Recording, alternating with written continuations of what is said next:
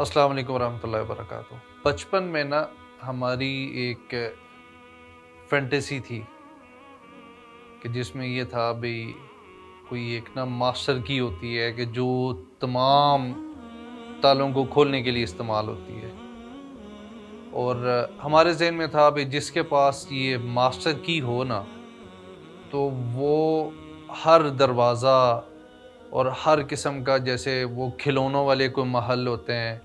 ان محلات کا دروازہ کھولنے کے لیے، یا کوئی بہت ہی اچھی ایک جگہ ہوتی ہے، کوئی پارک ہوتا ہے، اس کی ایک نا ماسٹر کی کسی بندے کے پاس ہے، اور وہ اس چابی سے نا تمام دروازوں کو وہ کھول لیتا ہے، لائک اے یونیورسل کی۔ جیسے ہم نے آج کل یونیورسل چارجرز ہمارے پاس آ گئے ہیں، پھر اس کے علاوہ یونیورسل ریموٹس آ گئے ہیں۔ مطلب دنیا اس طرف جا رہی ہے کہ وہ یونیورسل چیزوں کی طرف سے، کہ جو ایک چیز ہو اور اس سے مختلف کام لیے جا سکیں۔ اور یہ تو جو ہم آج جس اصول پہ کام کر رہے ہیں، یا جس کی طرف لوگ بھاگ رہے ہیں، جا رہے ہیں، اور اسپرچویلٹی کو، روحانیت کو، روحانی علاج کو، اپنے اصل کو پیچھے چھوڑ گئے ہیں، تو اس میں تو کافی زیادہ ایسی آپ کے پاس ماسٹر کیز ہیں،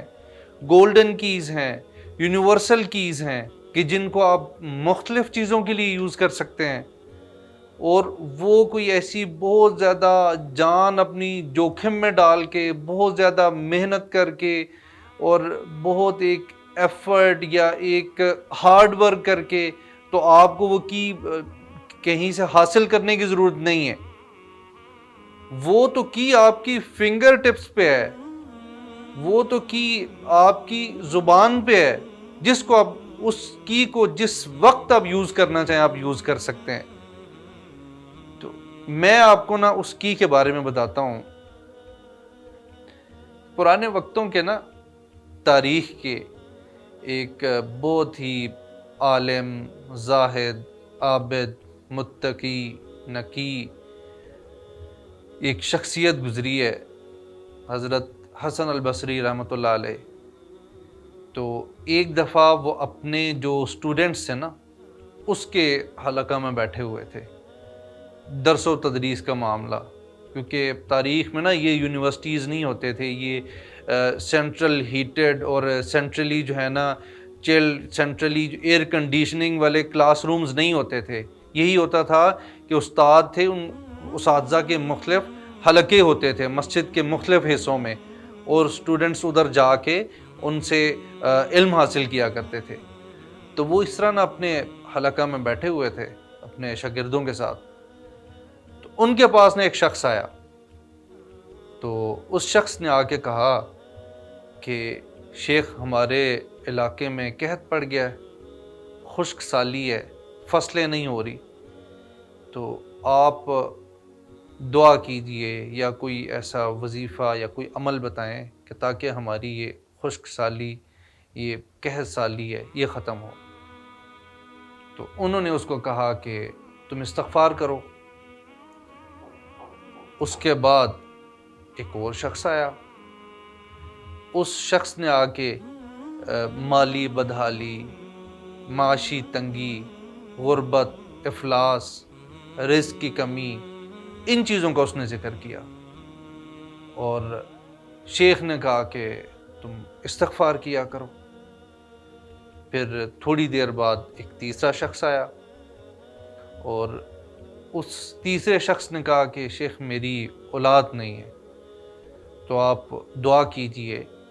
یا مجھے کوئی ایسا عمل بتائیں کہ اللہ تعالیٰ مجھے اولاد کی نعمت سے نواز دیں۔ تو شیخ نے اسے بھی کہا کہ تم استغفار کرو۔ 3 ڈیفرنٹ لوگ آئے ڈیفرنٹ سوال کے ساتھ، اور شیخ نے تینوں کو کہا استغفار کرو، استغفار کرو، استغفار کرو۔ تو ان کے جو اسٹوڈنٹس تھے نا، انہوں نے دیکھا اور بعد میں نا شیخ سے سوال کیا کہ شیخ، 3 مختلف لوگ آئے ہیں، انہوں نے اپنے 3 مختلف مسائل بتائے ہیں، اور آپ نے سب کے لیے ایک ہی میڈیسن یوز کی ہے، آپ نے سب کو ایک ہی عمل بتایا ہے، آپ نے سب کو استغفار کرنے کا ہی کہا ہے، تو آپ نے یہ کہاں سے استدلال کیا ہے؟ تو شیخ حسن البصری رحمۃ اللہ علیہ، اللہ تعالیٰ ان پہ اپنی رحمت نازل فرمائے، انہوں نے کہا کہ آپ لوگوں نے سورہ نوح کی آیت نہیں پڑھی جس میں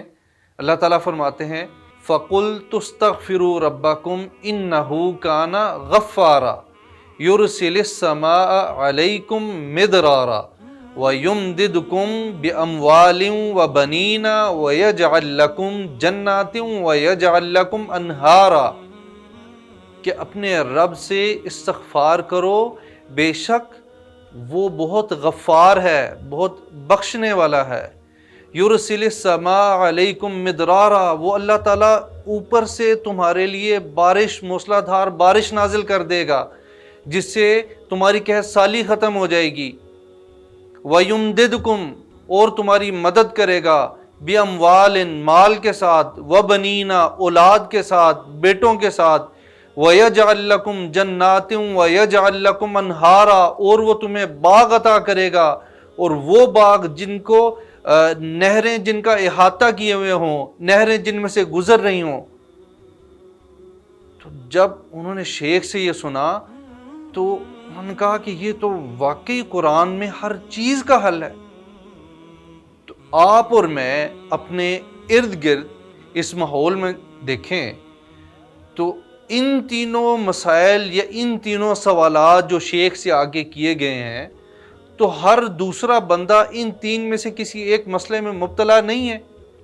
اگر ہماری بیماری کا علاج اس میں ہے، اگر مال کی کمی کا علاج اس میں ہے، اگر ہماری پریشانیوں کا علاج اس میں ہے، اگر ہماری اولاد نہ ہونے کا علاج اس میں ہے، اگر ہمارے ذہنی سکون کا علاج اس میں ہے، تو استغفار تو کوئی بہت بڑی چیز نہیں ہے۔ استغفر اللہ واتوب الیک، استغفر اللہ ربی من کل ذنب واتوب الیک، استغفر اللہ ربی من کل ذنب، پھر آپ خالی استغفر اللہ کہہ سکتے ہیں۔ اور اس کے لیے تو آپ کو اسپیشلی کہیں پہ جا کے بیٹھنا نہیں پڑتا، کوئی آپ کو چلا کشی نہیں کرنی پڑتی، یہ تو آپ اٹھتے بیٹھتے آتے جاتے سوتے جاگتے آپ اس کو پڑھ سکتے ہیں۔ تو جب ہمیں اپنی ہر چیز کا ایک یونیورسل اللہ تعالیٰ کی طرف سے حل بتایا گیا ہے تو ہم یہ چیز کیوں نہیں کرتے؟ اور اب اگر آپ اس کے دوسرے رخ پہ آئیں کہ ہر بندہ آج کل ایک مینٹل سٹریس میں ہے، ہر بندہ یہ بات کرتا ہے بھئی ذہنی سکون نہیں ہے، اضطراب ہے، امن نہیں ہے۔ آپ کا پیس آف مائنڈ سب سے بڑی اللہ تعالیٰ کی نعمت ہے۔ تو نبی کریم صلی اللہ علیہ وسلم ان کی جو حدیث ہے کہ جس میں اللہ کے نبی صلی اللہ علیہ وسلم نے فرمایا کہ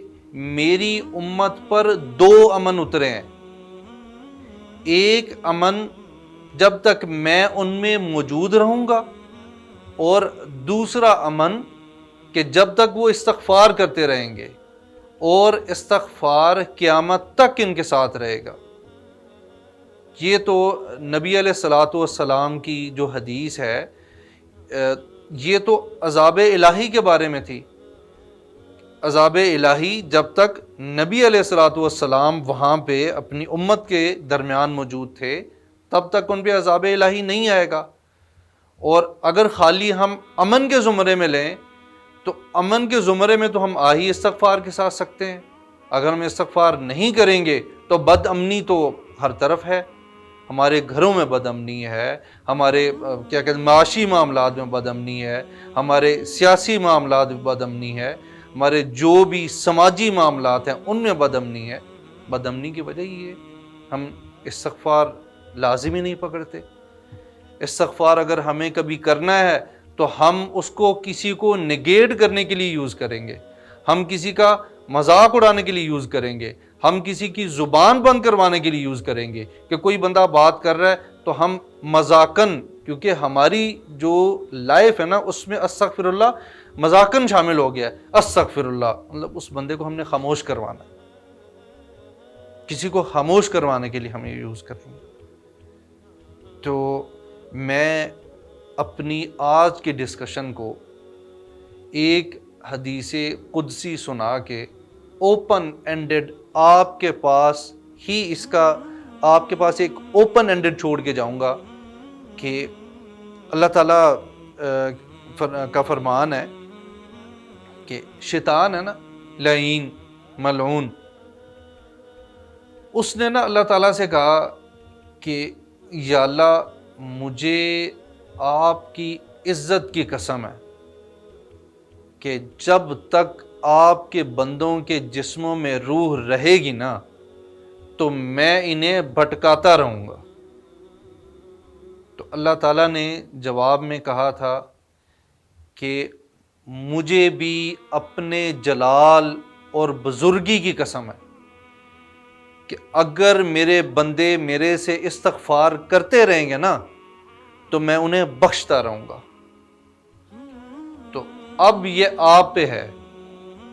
کہ آپ نے کس کی قسم پوری کروانی ہے، کہ آپ نے خطوات شیطان پہ چلنا ہے یا خطوات الرحمن پہ چلنا ہے۔ اللہ تعالیٰ کی قسم کو آپ استغفار کر کے پورا کرتے ہیں، یا شیطان نے جو قسم کھائی ہے کہ میں استغفار نہیں کرنے دوں گا اور میں ان کو بھٹکاتا رہوں گا۔ تو اب یہ فیصلہ آپ نے کرنا ہے۔ سبحانک اللہم و بحمدک اشہد ان لا الہ الا انت استغفرک و اتوب الیک۔